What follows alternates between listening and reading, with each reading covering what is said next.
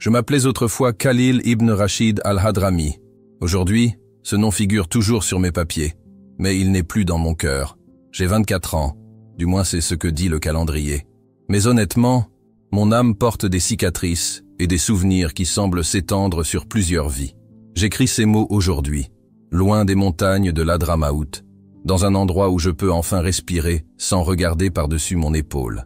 Mais je veux vous emmener avec moi, l'espace d'un instant, là où tout a commencé.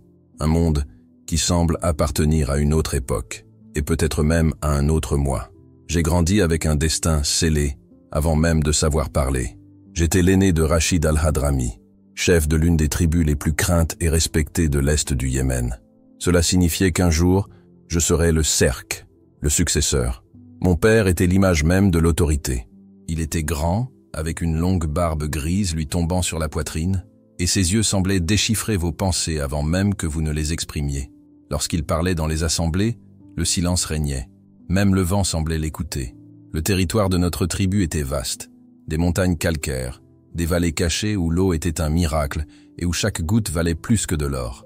Les maisons de terre se balançaient sur les flancs des collines comme si elles défiaient la gravité, reliées par des sentiers si étroits que seuls les randonneurs les plus expérimentés pouvaient s'y aventurer sans hésitation. L'air était un mélange de poussière, de cardamome et d'encens. Une odeur que je perçois encore aujourd'hui en fermant les yeux. C'est à cette odeur que je m'endormais et me réveillais chaque jour. Dès mon plus jeune âge, tout en moi était façonné pour assumer un rôle que je ne comprenais pas encore. Les matins commençaient avant le lever du soleil. Mon père me réveillait d'une légère tape sur l'épaule et d'une phrase qui résonne encore dans ma mémoire. Une main ferme ne connaît pas la paresse. Nous marchions ensemble jusqu'à la mosquée, un édifice ancien qui semblait murmurer les prières de tous ceux qui nous avaient précédés. Là, les pieds sur le sol froid et le cœur ensommeillé, j'ai appris les premiers piliers de la foi. Mais l'apprentissage ne s'est pas arrêté là. Chevauchant des chameaux aux allures de géants vivants, j'ai appris à garder l'équilibre avant même d'atteindre les étriers. Le désert était mon école, et le vent, mon maître. J'ai appris à déchiffrer les traces dans le sable, à trouver de l'eau là où il n'y avait que de la pierre, à négocier comme un vieux marchand, et à tenir parole comme un serment de sang. La tribu, c'est le sang, et le sang ne se trahit pas.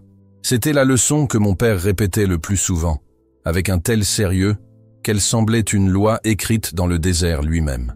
Il la répétait tandis que nous chevauchions ensemble, traversant des terres qui appartenaient à nos ancêtres bien avant l'existence de la moindre carte. Les après-midi étaient consacrés à l'étude du Coran. Je m'asseyais sur le sol en terre battue de la mosquée, écoutant le vieil imam de la tribu. Sa voix était faible, mais sa mémoire était un abîme de sagesse. Il me faisait patiemment répéter les versets jusqu'à ce que chaque mot s'intègre à moi, comme l'air que je respirais. Mais c'est la nuit que le véritable poids de mon avenir pesait sur mes épaules. Mon père m'emmenait avec lui aux réunions du conseil tribal. Les anciens, assis en cercle sur des tapis usés, connaissaient plus d'histoire que quiconque. La fumée du narguilé flottait dans l'air comme des voiles d'encens. Et les discussions étaient profondes, sérieuses, parfois houleuses. Dans cette pièce, le sort de familles entières se jouait. Et je sentais, même en silence, que ma place y était déjà réservée. Je restais assis là, silencieux, absorbant chaque mot des anciens tandis qu'ils décidaient du sort de la tribu. Disputes territoriales, accords commerciaux susceptibles d'apporter bonheur ou malheur et procès qui se terminaient parfois dans le sang. Mon père disait avec fermeté, « La justice tribale ne connaît pas de pardon. » Et pendant longtemps, j'ai accepté cela comme une vérité absolue, comme une pierre que personne n'osait déplacer. Pourtant, même dans cette vie difficile, il y avait de la beauté. Quand la guerre cédait la place à la paix, nous célébrions le cœur léger. Les nuits étaient colorées par des danses tribales sous les étoiles scintillantes. Les tambours résonnaient comme si la terre elle-même avait un cœur battant. L'odeur de l'agneau rôti, du riz épicé et du café fort emplissait les vallées. Les femmes riaient en préparant les festins et les hommes, entre deux gorgées de narguilé et de thé, récitaient des poèmes venus d'une époque révolue, des vers d'honneur, d'amour perdu et de gloire transmise de père en fils. J'avais des frères plus jeunes, certes, mais aucun d'eux ne portait le poids qui pesait sur mes épaules. Dès le début, j'étais l'élu, l'aîné, celle qui hériterait de tout, le pouvoir, les responsabilités, les secrets. Ma mère me regardait avec ce regard que seules les mères connaissent, Ses yeux étaient sombres et profonds, comme des puits cachés dans le désert. Parfois, lorsque le silence de la nuit nous enveloppait, elle s'approchait, me caressait les cheveux et murmurait « Le pouvoir est un fardeau, Khalil. Il peut bénir ou détruire. Utilise-le à bon escient. » À 20 ans, j'étais plus qu'un simple spectateur lors des conseils tribaux. J'avais fait mes preuves dans des conflits mineurs, démontré mon intelligence dans les négociations et fait preuve de fermeté face à la tradition. Mon père, de plus en plus fier, commença à parler ouvertement de ma succession. La tribu commença à me considérer différemment, non plus comme le fils du chéké, mais comme celui qui prendrait un jour sa place. Mais il y avait quelque chose en moi, quelque chose que je ne pouvais ignorer, une agitation silencieuse, une ombre qui grandissait les nuits où j'étais assis seul dans les dunes, à regarder les étoiles et à écouter le vent. La foi m'avait appris que chaque chose avait sa place. Le destin était fait, et pourtant, il y avait un vide, un trou que la prière ne pouvait combler, que le devoir ne pouvait effacer. C'était comme si une partie de moi cherchait quelque chose qui n'avait pas encore été révélé, une vérité cachée au-delà de l'horizon. Au fil des années, les conflits entre tribus voisines s'intensifièrent. Le sang coula encore, et en silence, je commençais à m'interroger sur la raison de tant de morts. Se battre pour des terres qui appartiennent à Dieu. Est-ce logique? Mais je ravalais mes doutes. Je les gardais comme un secret dangereux. Un leader ne peut pas hésiter. Un leader ne peut pas paraître faible. Nous étions en 2021. Les montagnes de l'Hadramaout semblaient encore hors du temps, mais le monde extérieur frappait à notre porte. Des jeunes de la tribu arrivaient avec des téléphones portables, des radios portatives, de la musique nouvelle et des idées nouvelles. De petites fenêtres sur un univers bien plus vaste que le nôtre. Mon père voyait cela avec suspicion, comme si chaque signe de modernité était une faille dans le mur de la tradition.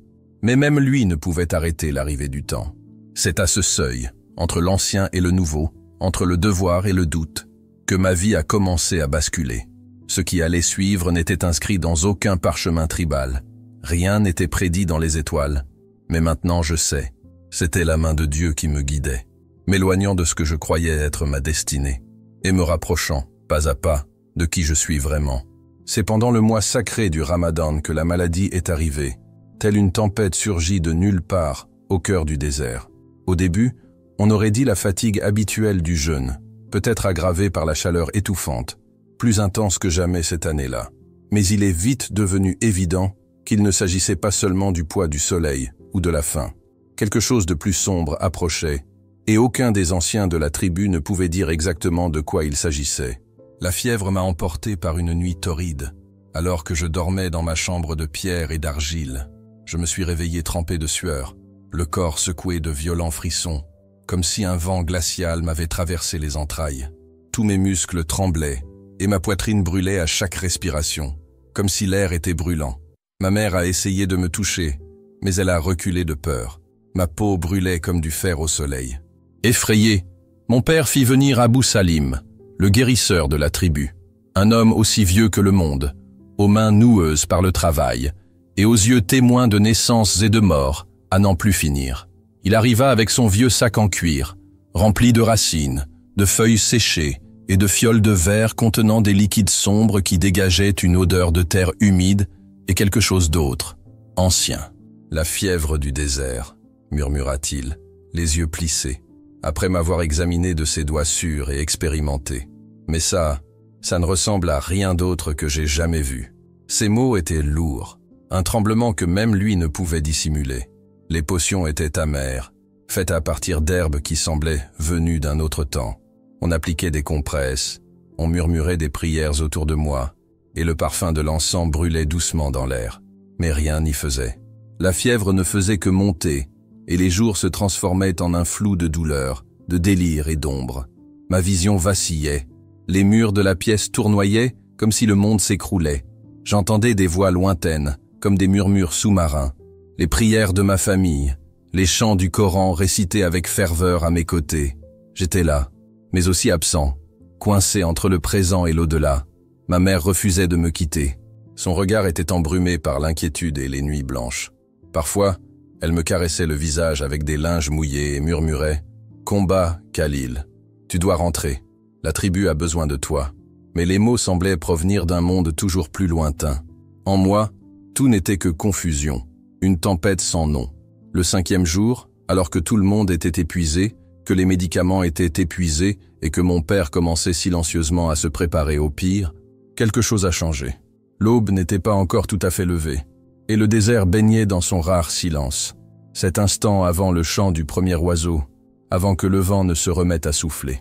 Mon corps brûlait, comme s'il était consumé de l'intérieur. Puis, au cœur de cette agonie, mon esprit s'éclaircit, comme si une douce brise, impossible dans cette chaleur infernale, m'avait traversé. C'est à ce moment-là que je l'ai vu.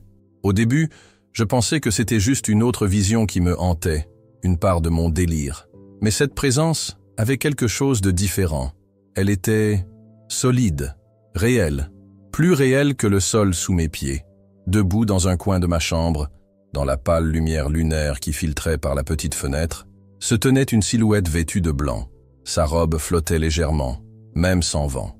Son visage était partiellement couvert, mais ses yeux, étaient comme des puits de lumière, ni sombres, ni lumineux, juste infinis. Je ne pouvais ni bouger, ni parler. Mais je n'avais pas peur non plus. Il y avait une paix étrange qui contrastait avec le feu qui brûlait dans mon corps. La présence ne disait rien. Elle n'en avait pas besoin.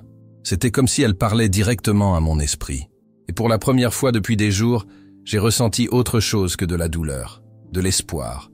Quelque chose se produisait, quelque chose qui échappait aux règles de notre tribu, du désert, des hommes.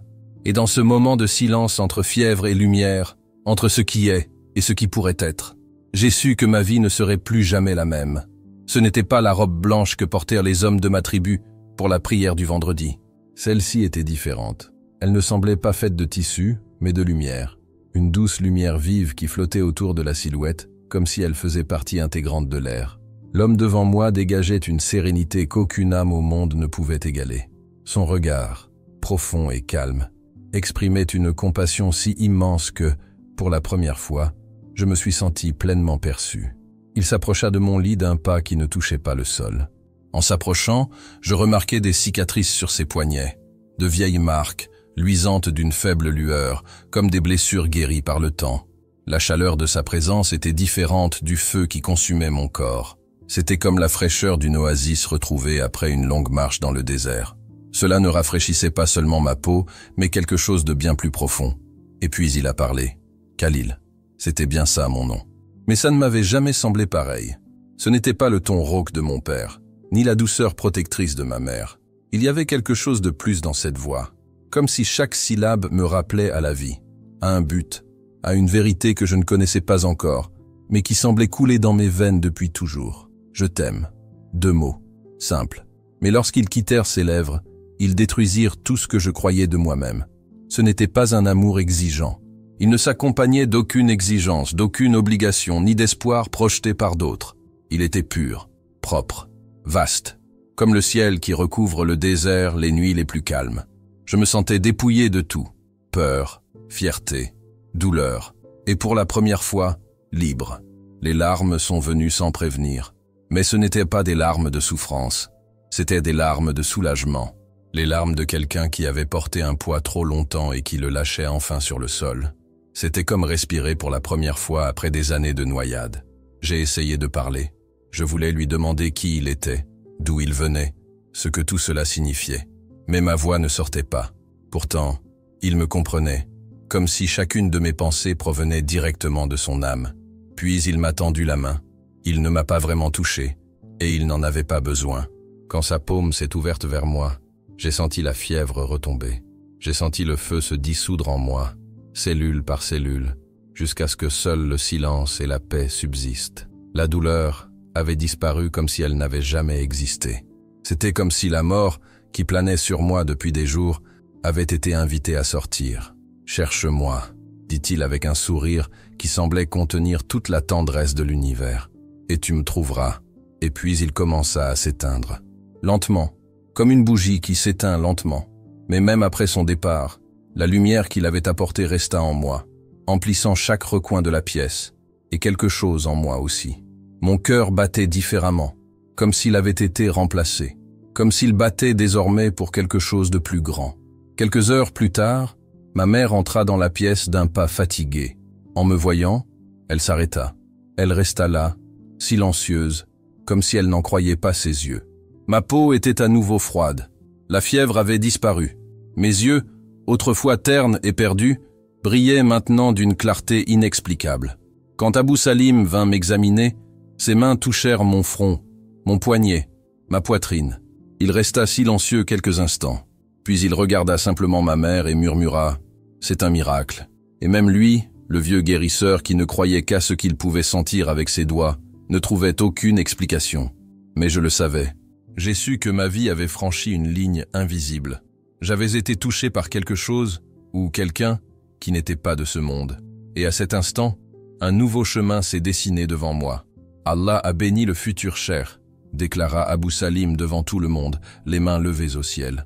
Mais au fond de moi, quelque chose savait, avec une certitude qui ne provenait ni de l'argumentation ni de la logique, que ce n'était pas Allah qui m'avait rendu visite cette nuit-là. Mon père, submergé par l'allégresse, organisa un grand banquet en mon honneur. Les anciens de la tribu vinrent de loin, les chefs des clans voisins s'assirent sur des tapis de cérémonie, et l'odeur de l'agneau rôti et des épices emplit les vallées à des kilomètres. Les hommes portèrent un toast à ma mémoire avec du thé chaud et prononcèrent des paroles solennelles. Ils déclarèrent que ma guérison était un signe du ciel, une confirmation de ma destinée de leader. Les femmes frappèrent des mains et crièrent de joie. Et les enfants, libérés du poids de l'importance du moment, coururent entre les tentes en riant aux éclats. Mais je suis resté silencieux. Ils souriaient extérieurement, certes, avec le respect qu'on m'avait inculqué depuis mon enfance. Mais intérieurement, il était distant. Ces paroles, « Cherche-moi », résonnaient dans mon esprit comme un murmure sans fin. Même sans vraiment comprendre ce qui s'était passé cette nuit-là, je savais que tout avait changé. Quelque chose s'était allumé en moi, et cette flamme ne s'éteindrait pas avec des chants, des discours ou des distinctions. Cette nuit-là, après que la fête se fut calmée et que la tribu fut plongée dans un profond sommeil, je restai éveillé, observant les étoiles par la fenêtre de ma chambre. Les mêmes étoiles que j'avais vues toute ma vie semblaient différentes, comme si elles s'étaient réorganisées pour former un message que moi seul pouvais comprendre. Et au plus profond de ma poitrine, là où auparavant n'émanait que l'écho du devoir, brûlait maintenant une urgence, le besoin de chercher, de trouver, de suivre. Les semaines suivantes furent marquées par une agitation inexplicable. Extérieurement, tout était revenu à la normale. J'ai repris mes fonctions d'héritier, dirigé les prières à l'aube, participé aux décisions du conseil, parcourir les vallées avec les gardes de la tribu et mettre en pratique les leçons qui forgent un futur chef. Mais intérieurement, j'étais loin. Cette voix ne me laissait pas tranquille. Cela revenait toujours, surtout dans les heures calmes du matin, avant même l'appel à la prière. Je me réveillais le cœur battant, envahi par un sentiment étrange, comme si j'allais perdre quelque chose si je n'agissais pas rapidement. Ce n'était plus la foi, ni la discipline. C'était un appel qui dépassait ce que je croyais réel. C'est par un de ces matins agités, sous un ciel encore bleu foncé et poussiéreux d'étoiles, qu'un vieux souvenir, oublié sous le poids des années, m'est revenu. Adolescent dans l'une de nos fermes d'enfance, près des ruines de Shibam, nous avons découvert quelque chose d'étrange. Nous cherchions des histoires, des fantômes, des trésors cachés, tout ce qui pouvait nourrir notre imagination d'enfant. Parmi les pierres effondrées et la boue durcie d'un vieux bâtiment, nous avons découvert une petite cavité, cachée sous les décombres. À l'intérieur se trouvaient des objets apparemment inutiles, des boîtes de conserve vides, des morceaux de tissu déchirés et une vieille radio silencieuse. Sur le coup, nous avons ri, repoussé la poussière et poursuivi notre chemin. Ce n'était que du vieux bric-à-brac. Pas d'or, pas de cartes, pas de révélation. Mais maintenant, ce souvenir est revenu avec force, comme si cette découverte insensée avait un but caché, attendre le bon moment pour être comprise. Cette nuit-là, la nouvelle lune plongea le désert dans une obscurité totale. Tout était silencieux, ce silence qui n'existe qu'au cœur de la nuit, quand même les chiens cèdent à l'épuisement. J'entendis les ronflements de mon père résonner doucement dans la maison. J'attendis encore un peu, jusqu'à ce que j'aie l'impression que le monde entier s'était endormi, sauf moi. Et puis, finalement, je me suis levé. Vêtu simplement, sans le turban d'un héritier, sans la posture rigide d'un futur cher, je me faufilais dans la maison en silence, telle une ombre. Cette quête avait cessé d'être un désir. C'était désormais une nécessité. Et tout en moi me disait que la réponse, ou la prochaine étape, se cachait dans les ruines oubliées du passé. Avec la même prudence que j'avais apprise lors des chasses nocturnes de mon père, je quittais la maison sans un bruit. La nuit était épaisse comme de l'encre répandue sur les montagnes, mais mes pieds nus connaissaient le chemin. C'était comme si ma mémoire corporelle avait pris le dessus. Chaque rocher, chaque ondulation du sol, chaque courbe des sentiers dunaires m'était familier. Le vent soufflait doucement à travers les rochers, comme si les esprits anciens eux-mêmes murmuraient des secrets oubliés.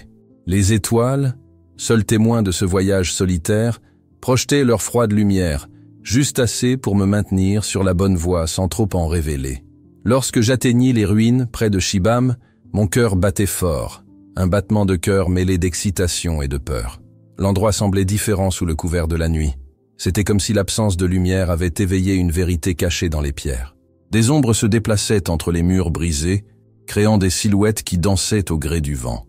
Je me demandais si le paysage que je connaissais depuis mon enfance n'était qu'une façade, et que ce n'était qu'à présent, dans le silence et la solitude, qu'il révélait son vrai visage.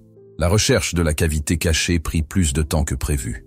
Ce qui était autrefois vivace dans mon esprit était désormais brouillé par les fissures et les décombres. Mes souvenirs d'enfance n'étaient plus qu'un écho déformé, mais mes mains persistèrent, tâtonnant l'argile sèche et les pierres émiettées. Et enfin, je la trouvai. Derrière un vieux mur décoratif, il y avait une petite ouverture, presque imperceptible. Mes doigts ont trouvé la radio. Il était là, vieilli, poussiéreux, recouvert de sable, mais intact. Je le pris avec précaution, comme une relique sacrée. Son poids familier dans mes mains me rappela mes souvenirs avec force. Mais quelque chose avait changé. Quelqu'un l'avait trafiqué. Des fils neufs, des connecteurs inconnus et des composants qui n'appartenaient pas au modèle d'origine. Ce n'était plus une vieille radio abandonnée. Je m'assis au milieu des rochers et, les mains tremblantes, j'appuyais sur le bouton marche-arrêt. Un clic sec, puis le silence, puis le grésillement, un bourdonnement strident qui fendit le silence du désert comme une tempête de sable électrique. Un instant, je crus que ce n'était que du bruit, jusqu'à ce qu'une voix se fasse entendre. Clara, accueillante, en arabe, mais avec un accent étrange, presque étranger.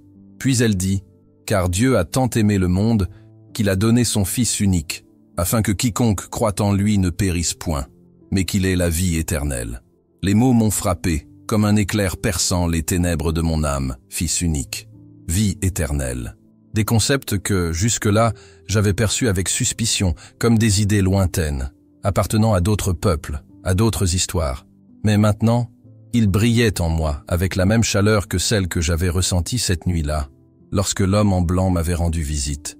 Le même amour, la même paix, le cœur battant la chamade.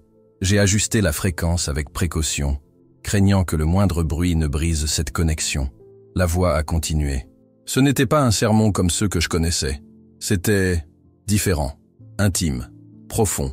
Il ne parlait ni de règles, ni de punitions, ni de jugement. Il parlait d'un homme nommé Yahshua, Jésus, qu'ils appelaient Christ, le Fils de Dieu. Les mots me venaient comme du miel, mais ils n'étaient pas superficiellement doux. Ils étaient doux comme l'eau qui sauve un voyageur au bord de la mort. Je suis resté là des heures, enveloppé par une nuit qui semblait ne jamais finir, écoutant chaque syllabe comme quelqu'un qui ramasse des perles dans une mer sombre. Après les enseignements, d'autres voix se sont fait entendre, des hommes et des femmes de différents horizons, racontant comment ce Jésus avait croisé leur chemin. Des témoignages de vies bouleversées, des vies restaurées, des cœurs autrefois secs comme le mien, étaient maintenant débordants. Et là, parmi les ruines antiques et les souvenirs oubliés, j'ai su que je n'étais plus seul.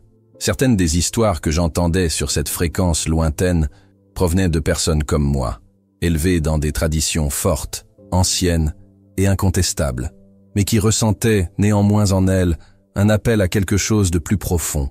Elles parlaient d'une soif qu'aucune religion, aussi riche en rituels soit-elle, n'avait pu étancher, jusqu'à ce qu'elles rencontrent ce Jésus. Et en écoutant chaque mot, c'était comme si j'entendais le miroir de ma propre âme. Alors que le ciel commençait à s'éclaircir, laissant apparaître les premières touches de rose et d'or, je savais qu'il était temps de rentrer. Le monde de ma famille allait bientôt s'éveiller, et mon absence allait sûrement éveiller les soupçons. Avant de partir, J'ai soigneusement caché la radio à l'endroit même où je l'avais trouvée, la recouvrant de pierre et de sable, comme pour protéger un trésor sacré. Je suis parti le cœur en feu, une flamme qui, je le savais, ne s'éteindrait pas. À partir de ce matin-là, je revenais chaque soir. C'était comme si je menais 2 vies. Le jour, l'héritier du Sheikhat, respectueux des traditions, s'adonnait à la prière, au conseil et au rituel. Mais la nuit, lorsque les ombres couvraient les montagnes et que le désert s'endormait, je devenais quelqu'un d'autre, un chercheur silencieux, assoiffé de réponses qui semblaient toujours plus proches. Les émissions sont devenues ma nourriture secrète. La radio, ma source cachée. Là, j'ai découvert que ces voix venaient de contrées lointaines, où les chrétiens diffusaient leurs messages en arabe à quiconque avait des oreilles et le courage d'écouter. Il y avait des études bibliques, des sermons sereins, des chants qui me faisaient fermer les yeux et ressentir un sentiment que je ne pouvais décrire que comme un sentiment de chez moi. Mais ce qui m'a le plus frappé, ce sont les témoignages. Des vies transformées, des gens qui, comme moi, avaient trouvé quelque chose de si vrai que tout quitter était devenu inévitable. Une de ces nuits, j'ai entendu l'histoire d'un homme qui disait avoir vu Jésus. Il décrivit une silhouette entourée de lumière, vêtue de blanc, rayonnant de paix. Sa voix était douce et ferme, sa présence, irrésistible. J'ai arrêté de respirer quelques secondes. C'était exactement ce que j'avais ressenti. Les mêmes mots, le même sentiment. Je t'aime. Quand j'entendis l'homme répéter cette phrase d'une voix étranglée, je sus sans l'ombre d'un doute que le visiteur dans ma chambre n'était pas dû à la fièvre ou au délire. Il était réel. Et maintenant, je connaissais son nom. J'ai commencé à emporter du papier et un crayon. J'ai noté tout ce que je pouvais. Nom, verset, phrases qui résonnaient en moi de façon inexplicable. Jean 3,16 a été le premier passage que j'ai mémorisé, comme s'il m'avait été écrit directement. Peu après, j'ai découvert Jean 14,6. Je suis le chemin, la vérité et la vie. Nul ne vient au Père que par moi. Ces mots n'étaient pas seulement beaux. Ils étaient vivants. Ils avaient du poids. Ils étaient enflammés. Petit à petit, quelque chose en moi a commencé à changer. Silencieusement, mais irrévocablement. Le jour, mon corps était présent dans les mosquées, dans les conseils, lors de randonnées à cheval dans la région. Mais mon esprit, mon cœur, était ailleurs. Pendant les prières, ma bouche répétait les paroles anciennes, mais mon âme cherchait le Jésus que je connaissais à travers ces voix nocturnes. Impossible d'éviter les comparaisons. Et là où auparavant régnait la peur et le devoir, régnait désormais l'amour et la liberté. Les émissions du dimanche ont été les plus marquantes. D'une manière ou d'une autre, même si elles n'étaient qu'audio, elles incluaient des témoignages vidéo. Les gens racontaient leurs histoires en détail, et je les revoyais clairement dans ma tête. C'était comme si j'étais là, juste à côté d'eux, voyant leurs larmes, sentant leurs sourires. Ils parlaient de rencontres avec le Christ qui avait démantelé des addictions, guéri des traumatismes, restauré des familles. C'était bien plus que de la religion. C'était de la rédemption. Mais garder le secret devenait un lourd fardeau. Ma transformation intérieure se reflétait, quoique subtilement, dans mon comportement. J'étais devenu plus calme, plus mesuré dans les conflits, moins enclin à la colère ou à la dureté qui avait toujours fait partie de notre style de leadership. J'ai commencé à remettre en question certaines décisions du conseil tribal. J'ai parlé un jour de pardon et j'ai remarqué les regards méfiants des anciens.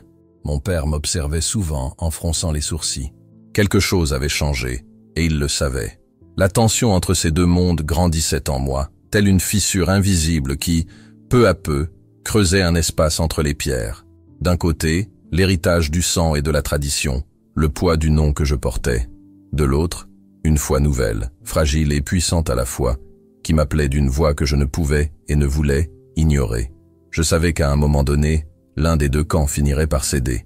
Mais pour l'instant, tel un homme marchant sur une corde raide entre deux gouffres, je gardais mon équilibre.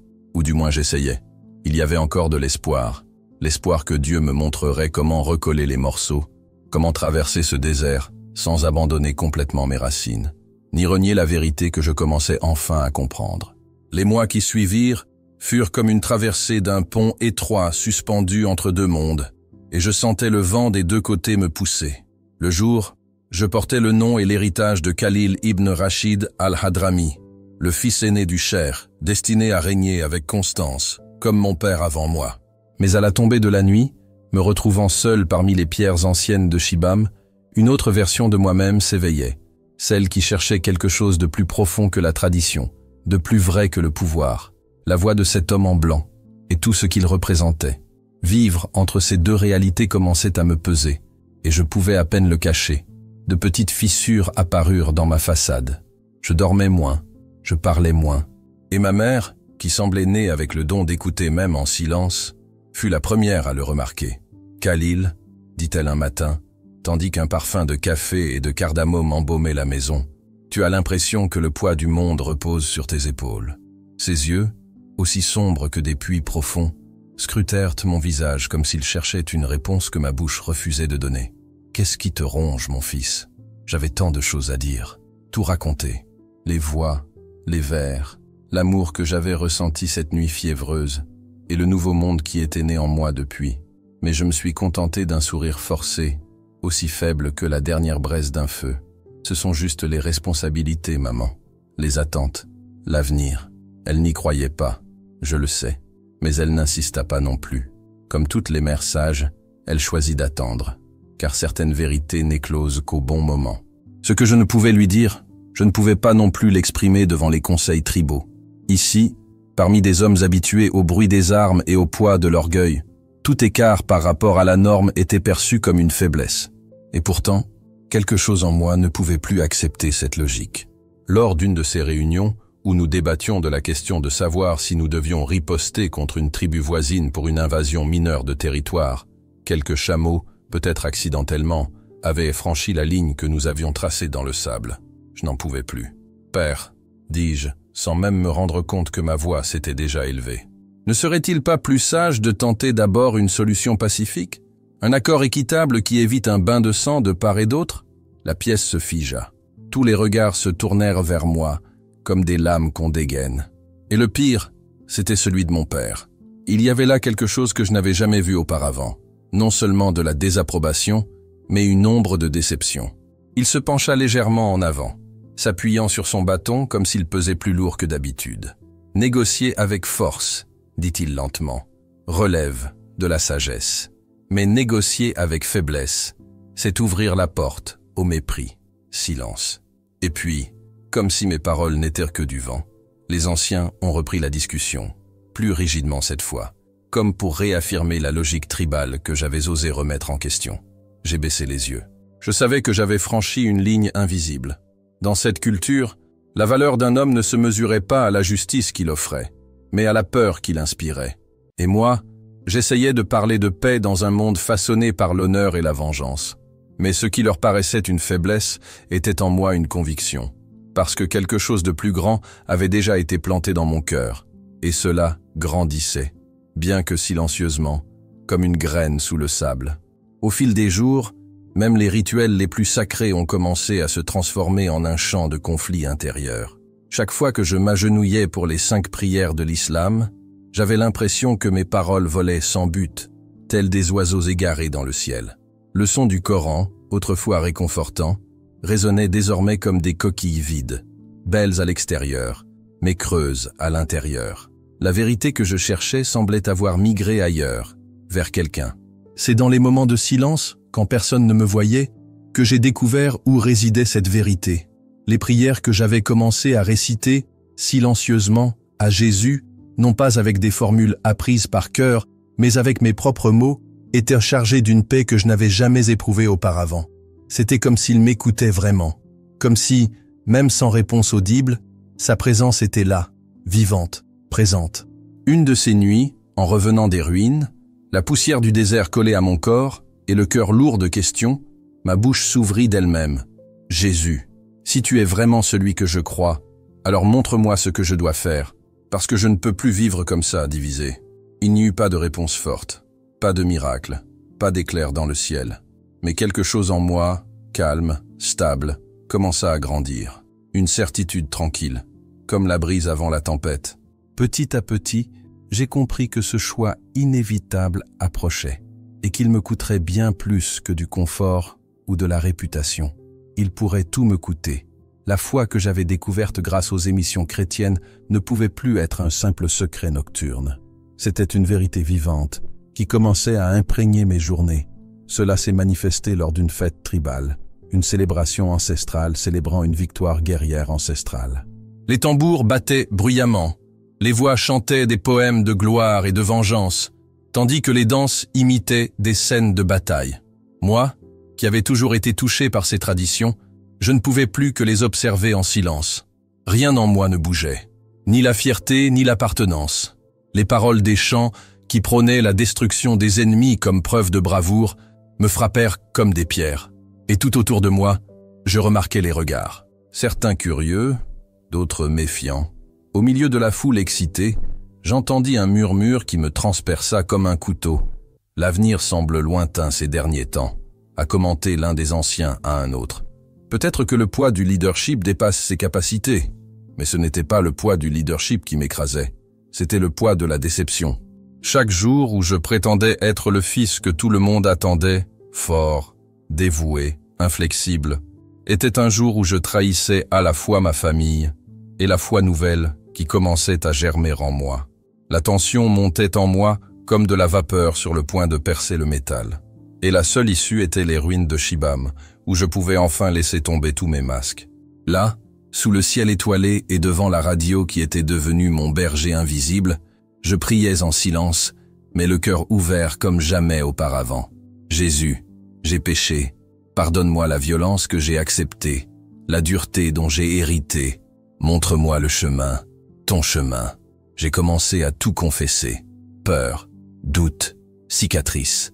Le désert était mon confessionnal, la radio, mon compagnon.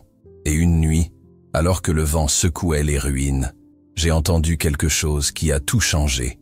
C'était le témoignage d'un homme d'Afrique du Nord. Il racontait son histoire comme s'il l'avait écrite avec mes propres mots. Il avait grandi dans une famille musulmane pratiquante, avait découvert Jésus en secret et avait vécu le même dilemme qui me consumait. Je pensais devoir choisir entre ma famille et ma foi en Christ, dit sa voix, mêlée au sifflement de la fréquence. Mais j'ai découvert qu'en choisissant Jésus, je choisissais la vérité. Et cette vérité m'a soutenu, même quand tout le reste m'a été enlevé. Je restais immobile. Chaque mot semblait arracher une part de moi qui résistait encore. Mon visage, sans que je m'en rende compte, était baigné de larmes. Je le savais. Le choix était fait en moi, même si mes lèvres n'avaient pas encore le courage de l'exprimer. Mais Jésus m'a montré que le véritable amour exige parfois de douloureux sacrifices. Non pas parce qu'il veut que nous souffrions, mais parce que la vérité ne peut cohabiter éternellement avec le mensonge. Ces paroles ont transpercé mon cœur comme des flèches de conviction. J'avais repoussé l'inévitable confrontation, dans le vain espoir de trouver une solution qui ne nécessiterait pas la perte de ma famille. Mais je commençais à comprendre que la foi authentique ne tolère pas les compromis qui la diluent jusqu'à la faire disparaître. Les conflits internes n'ont fait qu'augmenter lorsque mon père a annoncé son projet d'épouser la fille d'un cher d'une tribu alliée. Le mariage aurait lieu à la fin de l'année, une alliance stratégique qui renforcerait notre position dans la région. La nouvelle a été accueillie avec joie par toute la tribu, mais pour moi, elle a sonné comme le glas de tout espoir de liberté spirituelle. « C'est une grande bénédiction », a dit mon père tandis que nous traversions le territoire tribal, sa main fermement posée sur mon épaule. Amal est belle, intelligente, et vient d'une famille respectueuse des traditions. Elle sera la mère idéale pour les futurs chefs de notre tribu. J'acquiesçais machinalement, sentant les murs de ma vie se refermer sur moi comme les barreaux d'une prison invisible. Me marier consoliderait non seulement ma position au sein du système tribal, mais rendrait aussi impossible toute future confession de ma foi en Christ. Cela scellerait mon destin dans un mensonge qui traverserait les générations. Cette nuit-là, dans les ruines, j'ai pleuré pour la première fois depuis mon enfance. Des larmes coulaient silencieusement sur mon visage tandis que je suppliais Jésus de me montrer un chemin qui ne nécessiterait pas de détruire la vie de tous ceux que j'aimais.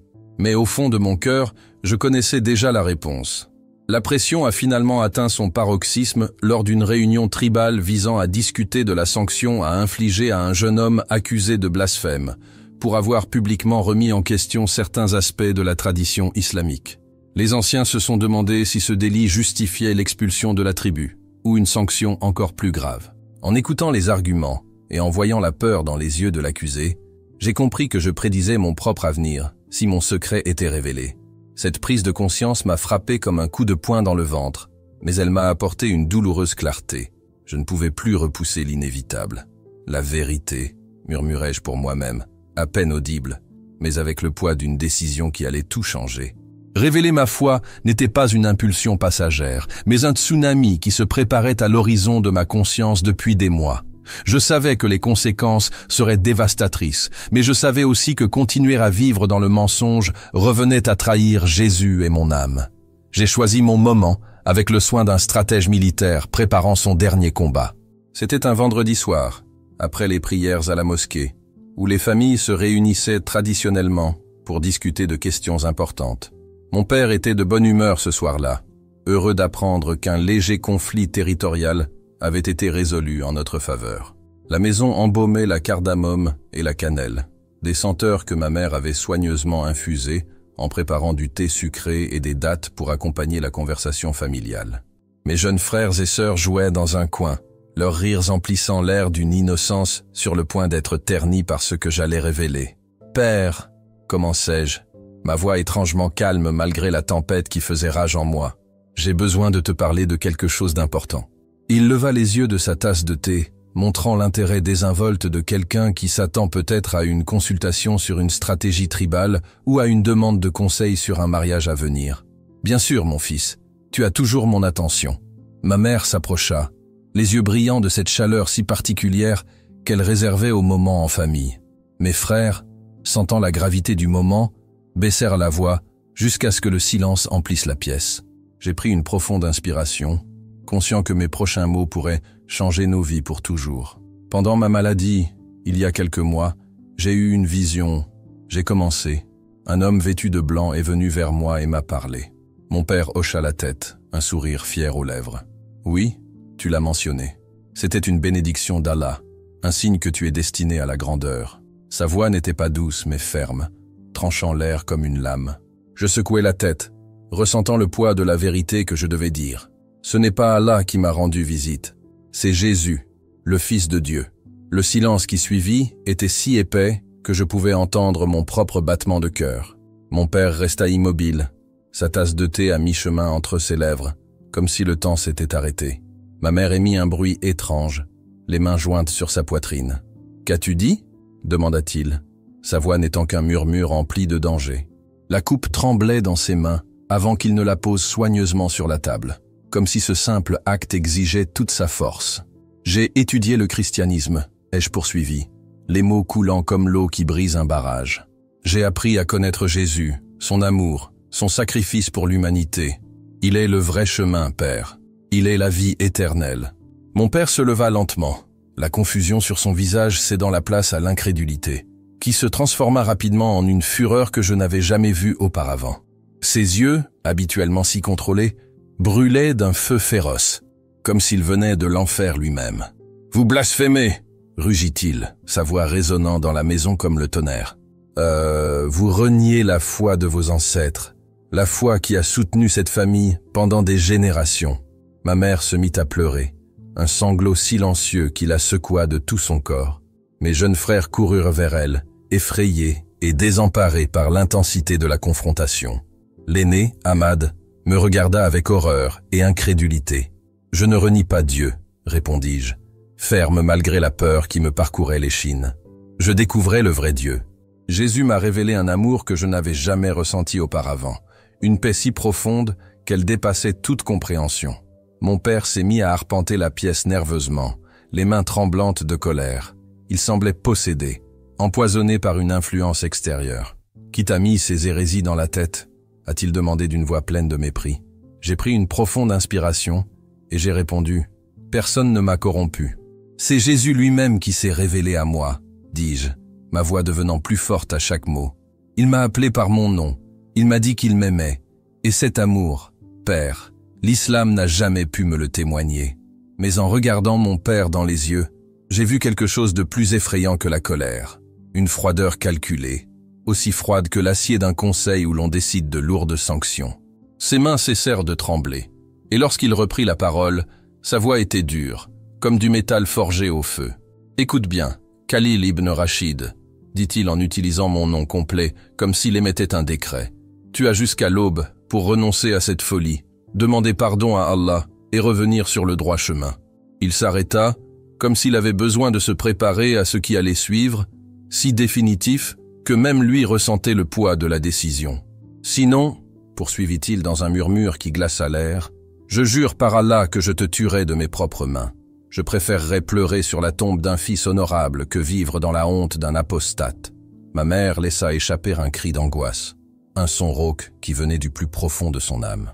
Elle serra le bras de mon père, le suppliant du regard de ne pas continuer, mais il resta ferme, imposant comme un roc dans le désert. « Je ne peux pas abandonner la vérité, » ai-je répondu d'une voix ferme, même si tout autour de moi semblait s'écrouler. « Jésus est le Fils de Dieu, et je lui appartiens désormais. » Mon père me fixa un long moment. Je voyais clairement dans ses yeux que la sentence était déjà prononcée.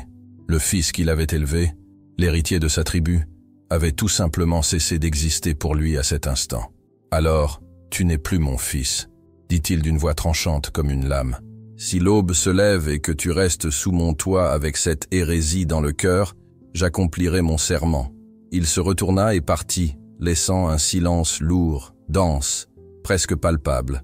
Ma mère s'est approchée, ses mains tremblantes touchant mon visage, comme pour en capturer chaque trace avant que je ne disparaisse à jamais. « Khalil, » murmura-t-elle, la voix brisée par la douleur, « s'il te plaît, mon fils, réfléchis bien. Ce n'est pas seulement ta vie qui est en jeu. Cela détruira toute la famille. » À ce moment-là, en voyant les larmes dans ses yeux, j'ai senti une hésitation, une ombre de doute traverser mon cœur, le poids de l'amour familial, des traditions qui coulaient dans mes veines, de la vie que j'étais sur le point de perdre, s'est abattu sur moi comme une avalanche. Mais à cet instant, je me suis souvenu de la douce voix que j'avais entendue pendant ma maladie. « Je t'aime. » J'ai pensé à la paix que j'avais trouvée dans les enseignements de Jésus, à cette vérité qui avait transformé mon cœur, même si tout autour de moi me demandait de la renier. « Je suis désolé, maman », murmurai-je en l'embrassant sur le front. Une caresse qui, je le savais, serait peut-être la dernière. Je t'aime plus que tout, mais je ne peux renier celui qui m'a sauvé. Pendant que ma famille dormait d'un sommeil agité et que mon père veillait dans la pièce voisine, j'emballais discrètement les quelques affaires que je pouvais emporter. Le temps pressait. Je savais qu'avant l'aube, la menace de mon père se réaliserait. Ma seule chance de survie était de disparaître dans l'obscurité. Je pliais soigneusement une robe, rangeant le peu d'argent que j'avais, quand j'entendis des pas légers à la porte. C'était Ahmad, mon jeune frère, les yeux gonflés par les pleurs. « Tu pars vraiment ?» demanda-t-il dans un murmure tremblant, un mélange de peur et de confusion. « Je dois y aller », dis-je en m'agenouillant pour être à sa hauteur. « Mais ça ne veut pas dire que je ne t'aime pas. Ça veut dire qu'il y a quelque chose de plus grand que l'amour humain, quelque chose qui m'appelle. » Il hocha la tête, sans vraiment comprendre, mais avec la confiance pure et inconditionnelle que seul un frère pouvait avoir. « Est-ce que tu reviendras un jour ?» demanda-t-il, encore hésitant. « Je ne sais pas », ai-je admis en le serrant fort dans mes bras, comme si je voulais graver cette étreinte dans sa mémoire à jamais. « Prie pour moi, Ahmad, et n'oublie pas, tu seras toujours mon frère, quoi qu'il arrive. » Lorsque les premiers rayons de l'aube ont commencé à colorer l'horizon, j'ai quitté la maison familiale comme une ombre silencieuse. J'ai laissé derrière moi tout ce que je connaissais, mon identité, mon héritage, ma famille, mon avenir de chef tribal. Devant moi, l'incertitude régnait, mais aussi la liberté de vivre la vérité que j'avais enfin trouvée. En marchant dans le désert, avec seulement un petit sac d'eau et des provisions, j'ai murmuré une prière. « Jésus, je ne sais pas où je vais, mais j'ai confiance que tu me guideras. Tu as payé un prix si élevé pour que mon âme soit perdue maintenant. » Le soleil se leva derrière moi, illuminant le chemin incertain qui s'étendait à l'horizon. Même si mon cœur souffrait de la vie que je laissais derrière moi, je ressentais aussi un espoir que la douleur humaine ne pouvait ébranler. Le désert de l'Hadramout est cruel pour ceux qui ignorent ses secrets.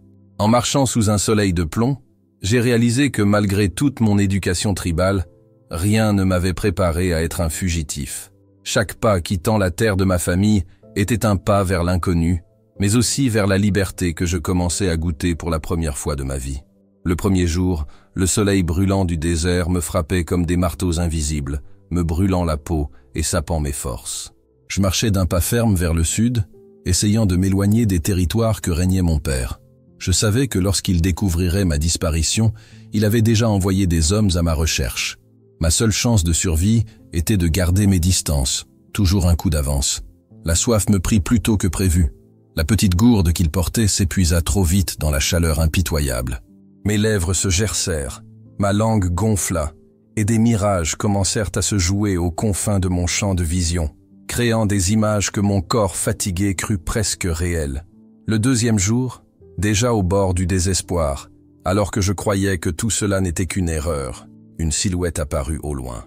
Au début, j'ai cru à une simple hallucination, mais peu à peu, la silhouette s'est dessinée. Une femme chevauchant un chameau, glissant sur les dunes avec la dextérité de quelqu'un qui connaît ces terres depuis toujours. Lorsqu'elle s'est suffisamment approchée pour que je puisse distinguer son visage, j'ai vu une femme d'âge moyen, la peau marquée par le soleil, mais le regard brillant d'intelligence et de calme. Elle portait l'habit typique d'une bédouine nomade, mais il y avait quelque chose en elle, une sérénité qui me rappelait la paix que j'avais ressentie lors de ma vision. « Salam », dit-elle en arrêtant son chameau près de l'endroit où j'étais appuyé contre un rocher. « Tu sembles perdu, jeune homme. »« Je trouve mon chemin », répondis-je, la voix rauque à cause de la déshydratation, tandis que le désert semblait vouloir me vaincre. Elle sourit, et cette expression transforma complètement son visage, le rendant plus doux, presque accueillant. Le désert est cruel pour ceux qui le combattent, mais pour ceux qui apprennent à suivre son rythme, c'est l'endroit le plus honnête qui soit. Elle m'offrit de l'eau de son outre, et le liquide frais coula dans ma gorge comme un soulagement divin. Ses yeux m'observèrent avec une sagesse qui semblait voir au-delà des apparences. « Tu n'es pas un nomade », dit-il lentement. « Ce n'est pas à cause de ta façon de marcher, de t'habiller ou de te tenir. Tu viens d'une famille tribale forte. Il était inutile de mentir à quelqu'un qui comprenait parfaitement le désert et ses histoires. Je suis Kil al-Hadrami, ai-je admis. C'est ainsi que je me présentais habituellement. » Ses yeux se rétrécirent, montrant de l'intérêt. « Al-Hadrami, je connais cette tribu, puissante, traditionnelle, fière. »« Que fait le fils d'un cheikh seul au milieu du désert, comme un fugitif ?» demanda-t-elle, quelque peu surprise. Pendant un moment, j'ai hésité à tout révéler. Mais il y avait quelque chose chez Amina qui me calmait, comme si elle était capable de comprendre sans juger. « J'ai trouvé Jésus », ai-je simplement dit. Et ma famille a décidé qu'il valait mieux me perdre que m'accepter. Sa réaction fut différente de ce à quoi je m'attendais. Au lieu de la surprise ou de la désapprobation, un lent sourire éclaira son visage, et ses yeux brillèrent d'une lueur familière. « Frère, dit-il avec une tendresse nouvelle dans ses mots, je m'appelle Amina, et moi aussi j'ai été trouvé par le Seigneur. » Ces mots furent comme un éclair au milieu de mes ténèbres, une étincelle d'espoir, alors que j'avais perdu tout espoir. Là, dans ce vaste désert que j'imaginais peuplé de mort et de silence, j'ai trouvé quelqu'un qui portait la même lumière, quelqu'un qui avait aussi découvert Jésus. « Êtes-vous chrétien ?» ai-je demandé, presque incapable d'en croire mes oreilles. « Pendant 15 ans, » répondit Amina en descendant du chameau pour s'asseoir à côté de moi sur le sable frais. « J'ai moi aussi vécu dans l'ombre du rejet familial. » Elle a déclaré que sa vie avant la foi était confortable, mariée à un commerçant prospère de Moukala, mais spirituellement vide. Sa conversion est venue d'un commerçant chrétien éthiopien de passage en ville, un homme dont la foi respirait une paix qu'elle n'avait jamais vue dans l'islam. Au début, elle a tenté de lui cacher la vérité, mais Jésus n'est pas un secret qu'on garde longtemps. Son amour change tout. Il change notre vision du monde, notre façon de traiter les autres. Lorsque son mari a découvert sa foi, sa violence l'a forcé à fuir au milieu de la nuit. Pendant 15 ans, Amina a vécu comme une nomade, survivant grâce à de petites entreprises dans des oasis reculées, et surtout, répandant tranquillement l'évangile à d'autres comme nous, ceux qui sont rejetés par la société, cachés dans l'ombre. « Nous sommes plus nombreux que vous ne pouvez l'imaginer », dit-elle, tandis que nous partagions des dattes et de la viande séchée sous le ciel étoilé. Des chrétiens yéménites vivant en marge, en secret, se soutiennent mutuellement lorsque le monde leur tourne le dos. Jusque-là, je pensais être seul dans ma foi, le seul à avoir trouvé Jésus dans ce pays. Savoir qu'il en existait d'autres, un réseau secret, une famille invisible, a ravivé mon espoir comme jamais auparavant. « Où vas-tu maintenant ?» demanda Amina en regardant les braises qui s'éteignaient lentement. « Je n'en suis pas sûr », répondis-je. « Je sais seulement que je ne peux pas revenir en arrière. Mon père a juré de me tuer si je ne renie pas ma foi. » Elle hocha la tête, avec la compréhension de quelqu'un qui avait fait face à la même obscurité. « Il existe des lieux sûrs, a-t-il dit. des refuges où les chrétiens peuvent vivre et prier sans crainte. Mais le chemin est dangereux. Cette nuit-là, allongé sous un ciel plus rempli d'étoiles que je n'en avais jamais vu, mon cœur lourd s'est rempli de gratitude. Jésus, je pensais être seul, mais tu m'as envoyé un ange sous la forme d'un nomade sage. Montre-moi le chemin. Amina m'a proposé de m'accompagner dans la première partie du voyage, en me guidant le long des routes les plus sûres vers le sud, où l'espoir pourrait renaître. La connaissance du désert d'Amina était stupéfiante. C'était comme un livre vivant de sable et de vent. Elle savait exactement où trouver de l'eau cachée, quel chemin éviter pour ne pas tomber sur des patrouilles hostiles, et comment lire les signes dans le ciel, prédisant quand les tempêtes allaient éclater ou quand la chaleur serait à son comble. Durant les jours où nous voyagions ensemble, elle a cessé d'être un simple guide. Elle est devenue mon mentor dans la foi. Elle m'a patiemment enseigné des prières que je pouvais murmurer en marchant, des versets bibliques qu'elle avait mémorisés durant ses longues années de solitude, et des chants qui lui ont soutenu l'esprit dans ses heures les plus sombres. La foi seule survit à peine, disait-elle en levant les yeux vers le ciel étoilé, par une de ces nuits où le silence du désert semblait presque sacré. Mais la foi en communauté s'épanouit. Elle m'a également enseigné des leçons pratiques auxquelles mon éducation dans le confort et la tradition ne m'avait jamais préparé. Comment dissimuler mon identité dans un environnement hostile, reconnaître d'autres chrétiens à des signes discrets, naviguer dans un réseau invisible de croyants vivant en marge de la société. Mais surtout, ce qu'Amina m'a apporté, c'est l'espoir. Elle était la preuve vivante qu'on pouvait vivre 15 ans en tant que chrétien dans un pays comme le Yémen, et non seulement survivre, mais aussi aider les autres à trouver la lumière. Son courage m'a montré que mon choix, bien que douloureux, n'était pas une fin, mais le début de quelque chose de nouveau. Dieu a un plan pour toi, Khalil, m'a-t-elle dit le matin où nos chemins se sont séparés. Je ne sais pas ce que c'est, mais je sais que ça va au-delà de te garder en vie. Tu as un but. Avant de partir, Amina m'a remis un petit objet enveloppé dans du tissu, une croix en bois, simple mais sculptée à la main avec soin et sens. Cette croix m'accompagne depuis 15 ans, dit-elle avec un doux sourire. Il est temps qu'elle accompagne quelqu'un d'autre. Mes mains tremblaient en le tenant. Je ne peux pas accepter quelque chose d'aussi précieux.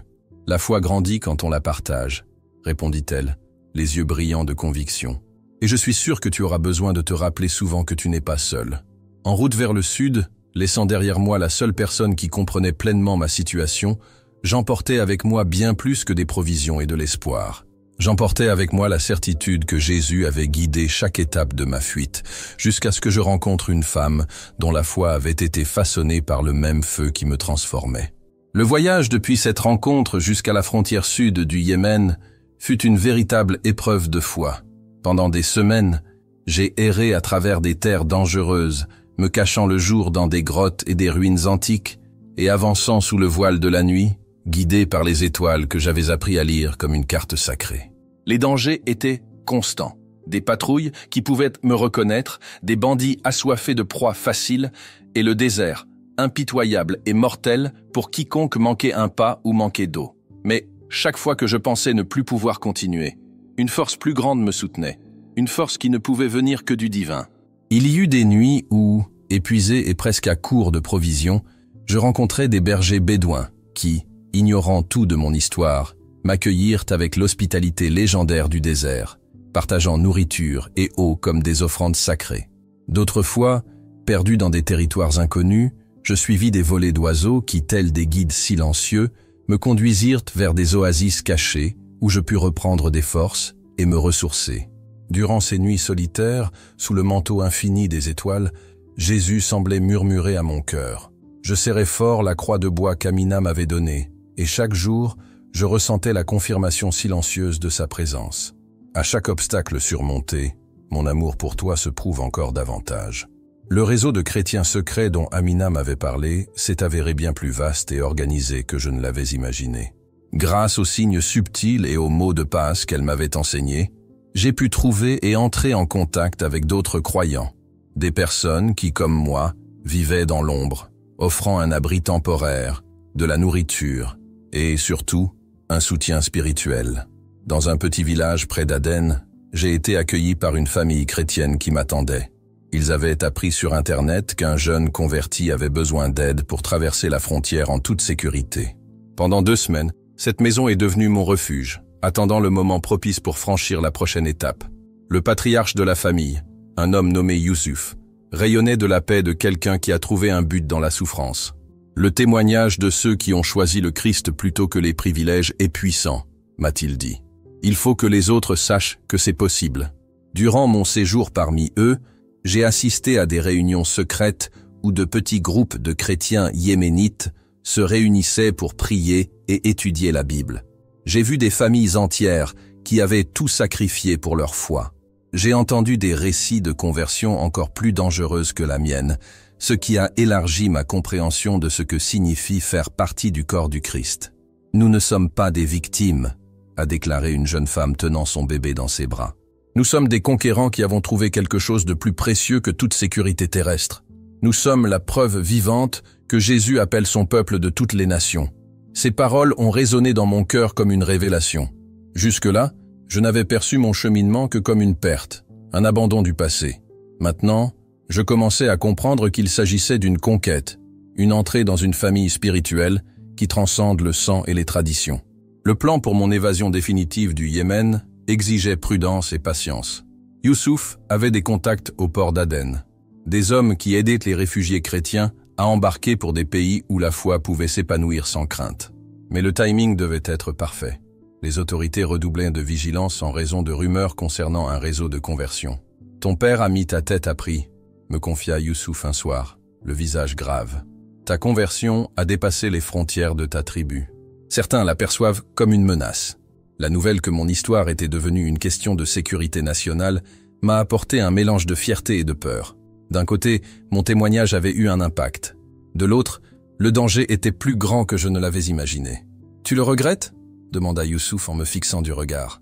La question m'a paralysé. L'espace d'un instant, le poids de la perte m'a presque écrasé. La famille que je laissais derrière moi, l'héritage qui semblait me filer entre les doigts comme du sable, l'avenir que je ne connaîtrais jamais en tant que chef de tribu. J'imaginais ma mère, rongée par le chagrin, et mes frères grandir sans mon exemple. Mais cette tristesse a vite fait place à une certitude inébranlable. Je me suis souvenu de la paix profonde que Jésus m'avait donnée, de l'amour inconditionnel qui avait transformé mon cœur, de la vérité que je ne pouvais nier. D'une voix ferme, j'ai répondu à Youssouf, « Jamais. Je préférerais être un réfugié avec le Christ qu'un prince sans lui. » Il sourit, une lueur d'approbation dans les yeux. « C'est la réponse de quelqu'un qui a trouvé un trésor caché dans un champ, » dit-il. Des semaines d'attente ont finalement cédé la place à une opportunité. Un navire marchand faisait route vers Djibouti, et le capitaine, dans le cadre d'un accord discret avec le réseau chrétien, a accepté d'embarquer des passagers supplémentaires, sans poser de questions. Cette nuit-là, dans l'obscurité qui enveloppait le port, je marchais, portant non seulement les quelques biens que j'avais rassemblés, mais aussi des lettres écrites par des frères et sœurs yéménites, des messages de foi destinés à des communautés lointaines. Sans m'en rendre compte, je devenais le messager d'une foi qui transcendait les frontières. « Quand tu seras sûr, » dit Youssouf lors de nos adieux, l'air marin salé se mêlant à l'arôme des entrepôts du port, « raconte ton histoire. Des millions de personnes ont besoin d'entendre que Jésus continue d'appeler, de sauver et de transformer des vies. » La traversée a été un tourbillon d'émotions. Le soulagement de ne plus avoir à regarder constamment en arrière, la peur de l'avenir incertain et la dure prise de conscience que tout ce que je connaissais était laissé derrière moi. Sur le pont, tandis que les eaux de la mer Rouge s'étendaient à perte de vue devant moi, je pensais, ce prince tribal était devenu un réfugié, avec un trésor qui avait tout coûté, la foi.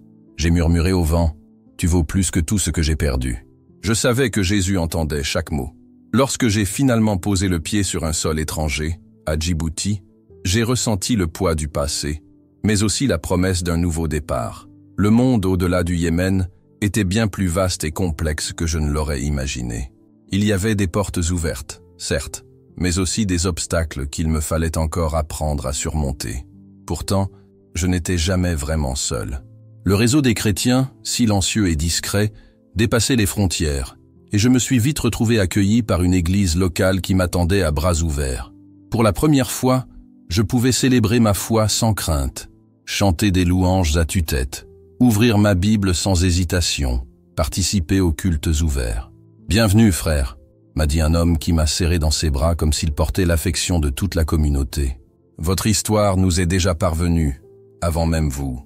Ce fut un honneur de commencer cette nouvelle vie en Christ, même si je savais que rien ne serait facile. Au cours des mois qui ont suivi, alors que je m'efforçais de m'adapter à cette nouvelle réalité, j'ai réalisé que mon histoire n'était pas seulement la mienne.